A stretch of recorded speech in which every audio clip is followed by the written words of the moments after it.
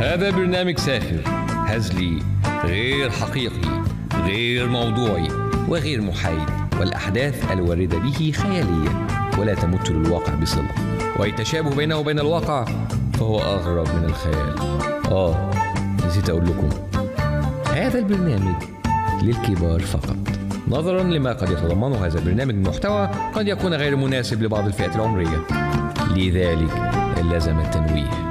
من الآخر كده أي حد يتكسف يقوم دلوقتي عشان ما يتضايقش مننا. ادينا قلنا لكم اهو، قمتوا خلاص؟ مساء الفل.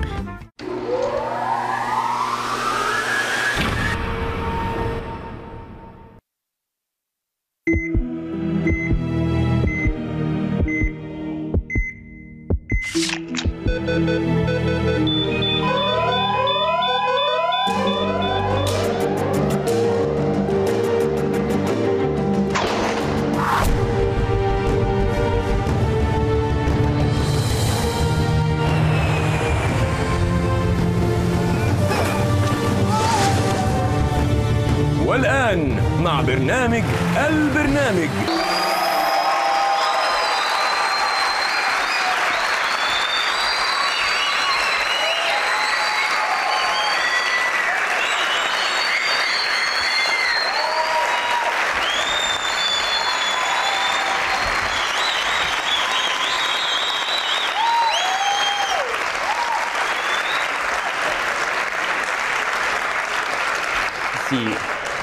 ميرسي كتير.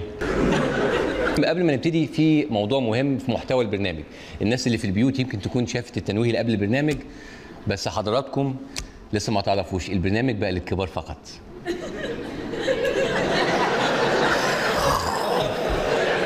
احنا جالنا شكاوي كتير بصراحه ان احنا بنقول ساعات كلمات والفاظ غير لائقه، فانا كنت عايز اخد رايكم قبل ما نبتدي. في السكريبت ده كلمه هتتكرر كتير، فعايز اخد رايكم فيها قبل ما نبتدي. معلش بس عشان نعرف نقطعها ولا نيجي بتاع من الاول، انتوا جايين من اماكن بعيده يعني. حد يعرف كلمه قدس يعني ايه؟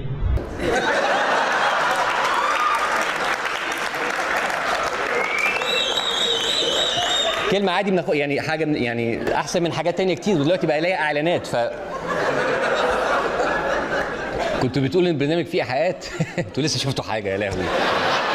احنا النهارده هنتكلم عن حاجات قبيحه شويه ويمكن تستفز مشاعر بعض المشاهدين. احنا بندي الفرصه اهوت للي بيتفرج مع اهله انه يقوم اهله. ويا ريت لو في اطفال سيدات او ناس بتتكسف يا ريت يقوموا. قمتوا نيمتوا العيال عشان البرنامج مش انا حذرتكم عشان ما حدش يشتكي خلاص، عشان الموضوع ممكن يكون فيه ايحاءات مش ظريفه. ما عندكمش مشاكل؟ يلا على البركه. عشان كده احنا بنقول ان خلي بالك جسدك ده طاهر. احنا النهارده بنتكلم ان الجسد طاهر وجسدك مقدس، والجسد مرسوم بالميرون 36 رسمه في كل حته، ومن ضمنها الاعداء التناسليه بتاعتك مرسومه بالميرون. فمش حكايه مجرد ان انا احافظ على الغشاء بتاعي ابقى انا كده طاهره وان انا بنت خلاص عذراء. ومفيش، العذراء هي عذراء في فكرها. اموت انا. مش قلت لكم نيموا العيال؟ الاوي. هل يجوز للكاهن بعد رشم الأعضاء بالميرون 36 رشم يقوم بمسح الجسم كله بالميرون؟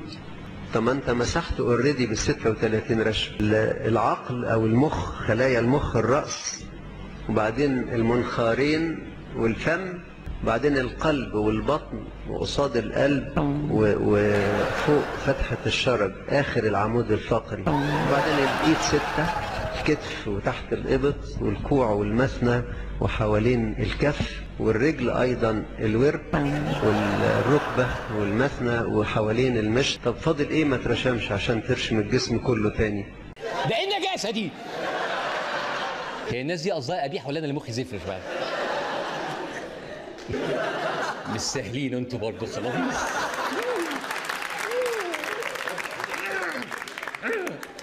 كل حاجة مدروسة. ميك سنس. عندي سر زي سر المعموديه. طيب عشان بقلعك ملط وحطك في الميه. ده بتقلعه هو مش لا لا بس انا اللي بقلع.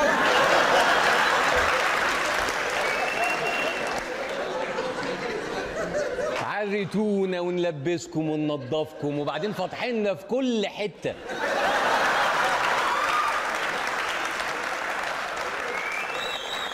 عشان كده احنا عايزين نتوجه للجمهور الحبيب اللي يحب يساعد وفي نفس الوقت عايز يتطهر من ذنوبه.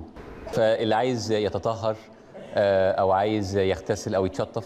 بتعمل ايه يا طنط؟ بتعمل ايه يا طنط؟ بتعمل ايه؟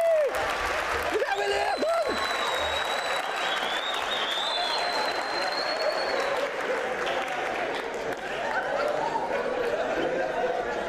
ليه كده يا طنط اشكيناز ليه؟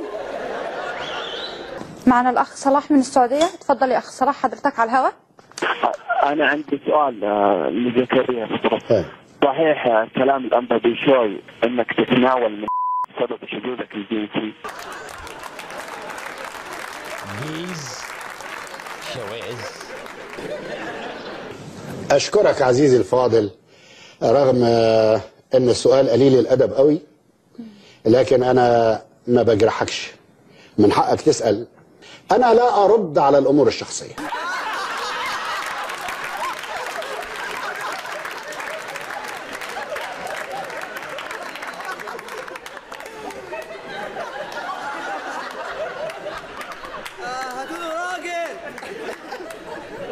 ده ايه الفساد وقله الادب دي؟ بس يا جماعه نحمد ربنا برضو ما كانش فيه اي كلام على علاقات جنسيه كامله. دي قوة ربنا، يديها للي عنده إيمان ويديها للمحتاج كمان. ده يدي للإنسان سلطان زي الأنبا برسوم العريان وحكايته مع التعبان.